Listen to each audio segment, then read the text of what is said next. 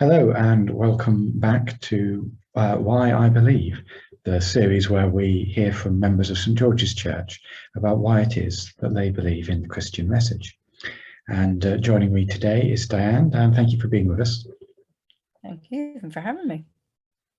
Let me start with this question. Would you say you've always been a Christian, or is it something that's changed in your life? Certainly not.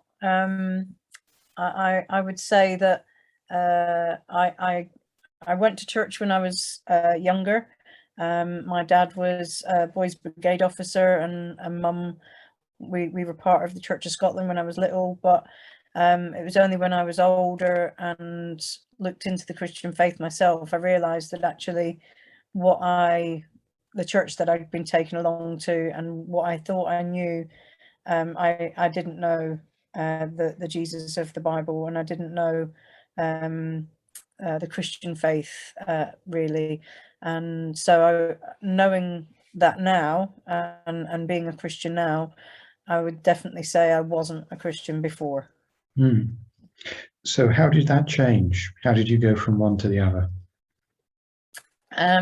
So I was working overseas. I lived and worked in Athens in Greece as a nanny, and I was about 21, 22, and on my day off I went up a mountain called Lykavitos in the centre of Athens, and just chilling up at the top of the mountain. There's like a cafe and restaurant and viewing area, and there were some evangelists there, and they were chatting away to people, and some of them were singing, and somewhere in the back recess of my mind I must have heard this song, whether it be from Sunday school years before or in a children's assembly or something at school, I don't know.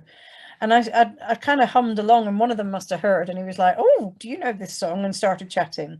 And I said, "Oh, I think I remember it from years ago." And they said, "Oh, do you know the Lord?" And I was like, "Who?" And they started trying to evangelize to me, which I know now was them trying to tell me the gospel.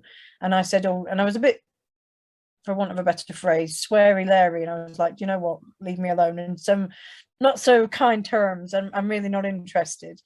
And one of them said, can Jim just tell you his testimony?"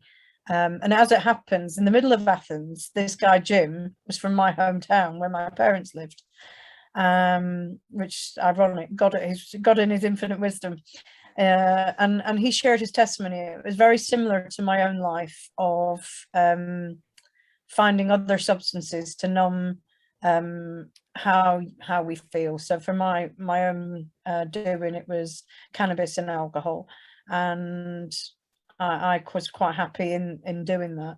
I didn't see it as a problem at the time, and anyway, they went off, and I went along my merry way. And after a few months more, I came back to the UK, and I carried on being a nanny in Leamington Spa in the Midlands. And when I joined this family, the little girl was 8, I think, at the time, and she wanted to join the Brownies. And so I went along to the local church, and we chatted in the office, and the lady in the office invited me along to the church on the Sunday morning. And I was like, I'm not really a churchgoer. I'm just wanting to bring her along to the Brownies. And she's like, no, come along. It'd be nice to have you. I turned up in what I thought was my Sunday best, thinking that's what you're supposed to do on a church on a Sunday. They're all in like jeans and casual outfits, and I just felt so out of place. They were singing songs I didn't know, talking about a Jesus I didn't know. And I just thought, it's some sort of cult. It's some sort of weirdy people. But I just felt this kind of emotional, tearful, I don't know how to describe it. I was leaving in tears. And the curate at the time, a guy called Morris, came over and he said, "Oh, Katie from the office said that you were coming along, and do you mind if I just have a little word?" And I was like, "I just want to go." And he could see I was upset. And he said, "I won't keep you then." And he said, "Can I pop along and see you later in the week? Katie says she's got your details. Is that okay?"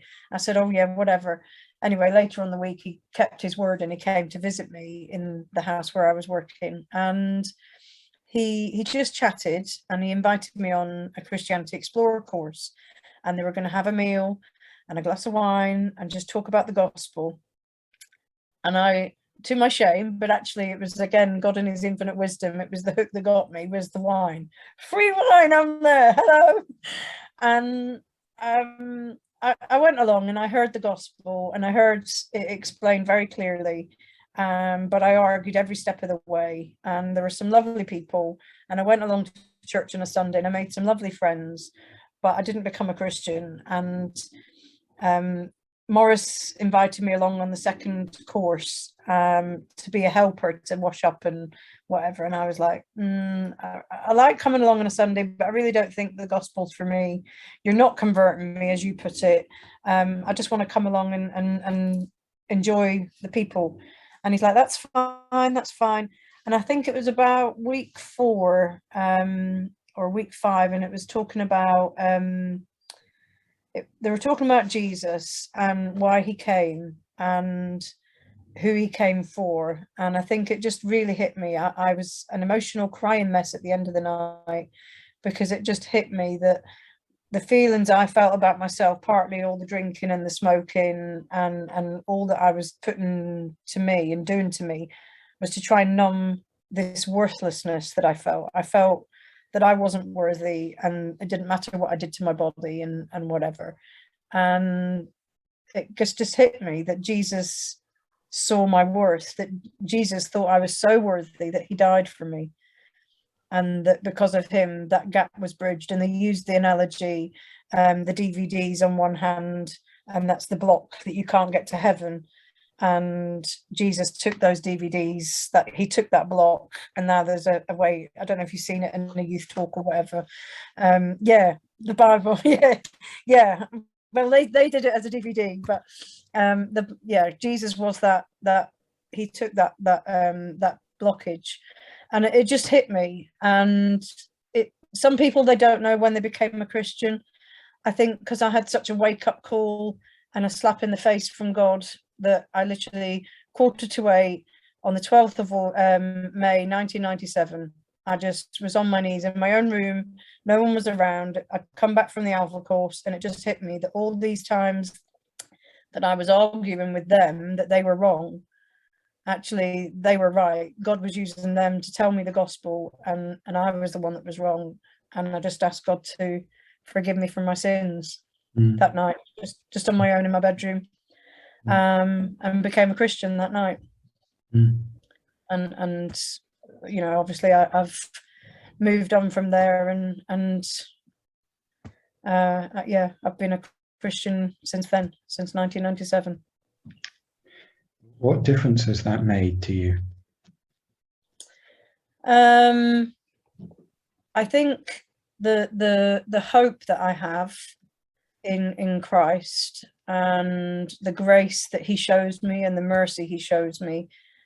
So, you know, I don't get the hell I deserve, and I get his righteousness in its place. That hope is such a peace. It gives you such a peace. And that sounds quite pretty language, but it does give me that kind of peace and hope. But it doesn't give me a magically easy life. And life over the last 20 odd years I've been a Christian, life sucks. You know, I've gone through over the years, I've had major bouts of depression, some of which has been quite suicidal. I had very bad postnatal depression after having my daughter Esther, and to the point where I didn't leave my bed for 6 months, apart from once a week, to go to therapy. Dan would help me get dressed on a Tuesday morning. We'd go to therapy. I'd come back and I'd get back into bed. And 3 days a week, 4 days a week, Dan's mum used to come for a few months to help us. I was really ill, and I had a chat. I remember chatting to my mum and my sister, who didn't get it, and even my dad didn't understand, you know, why as a Christian you say you're a Christian, why are you so depressed? And I remember years later my dad getting depression with his cancer. And one time when I was up visiting him, he burst into tears, and he just said, "I want to say how sorry I am, all those years of you having depression." And I said, you know, you're a Christian. What have you got to be depressed about? And look, you've got a lovely family and you've got a house, a roof over your head. Why are you depressed? He said, I get it now. And you know, whenever I go into about a depression, or I can feel the blackness coming, I do cry out to God and say, you know, please, Lord, no, I don't want to go through this again.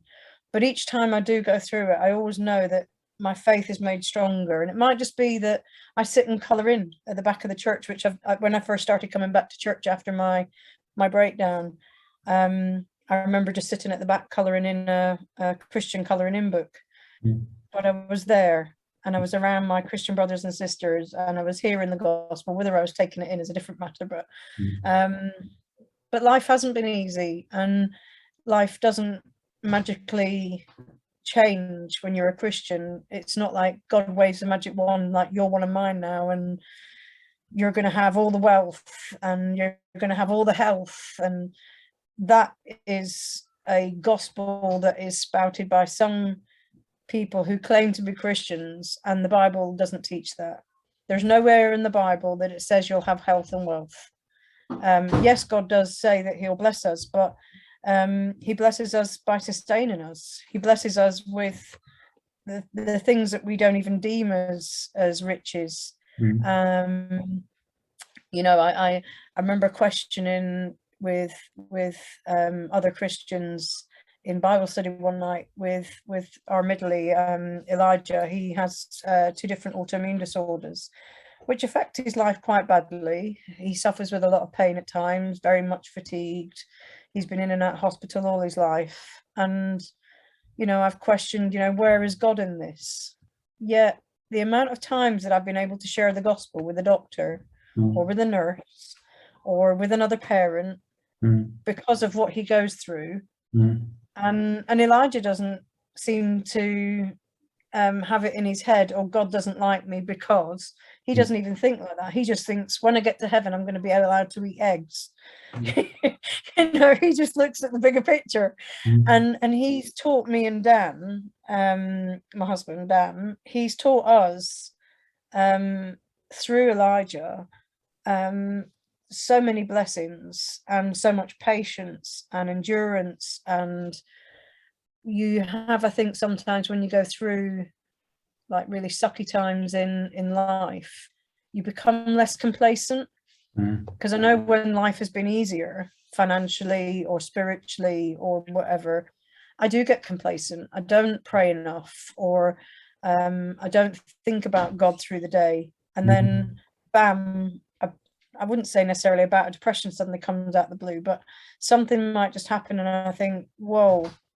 And it doesn't make me say, why, God? It'd be like, I suppose it's a wake-up call of when I've been distant from God.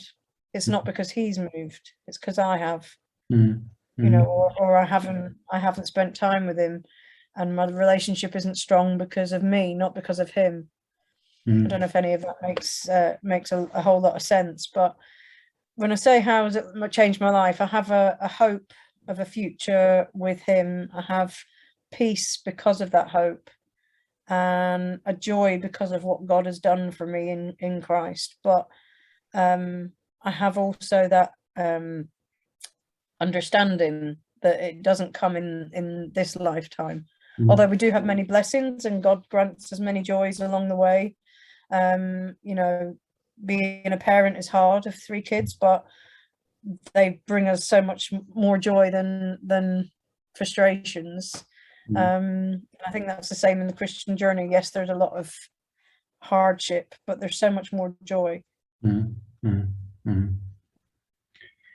Yes, as Paul, one of the early Christian writers, said, if only for this life we had hope, we would above all men be to be pitied. But he sustains us in this life and leads us on to the next. Yeah. And I think when like one of the things that has happened in the last few years is losing Dad, and knowing that as a Christian, he is with God, and I will see him again I don't know how that works. I don't think any of us really know how it works. I just know that at some point I'm going to be I'm going to see him again because of that join together in that belief in the gospel. And yeah, there's that, you know, I read that verse and I don't want to quote it out of context, where it says, you know, there's a great cloud of witnesses cheering us on. I like to think my dad is amongst that crowd of witnesses. I don't know if that's very much biblical, but it does have that hope, and I think that's one thing that I would want to give to people, is the hope of something better. I know that people say, oh, anything's got to be better than this, and then you get people who don't believe, but then when things are going wrong, they want you to pray for them, or they don't believe but believe in an afterlife. And I think you can't have it both ways. And at the end of the day, if you are going to believe in something more than death, the only good reason to do so is because of the one person who did come back from the dead, and that's the one you follow. Definitely. And thank you very much for sharing that story with us. And you're very welcome. Come to St George's on a Sunday morning. You will meet Diane, as well as all the others you've been seeing on this channel. So thank you very much, and come back again for Why I Believe. God bless.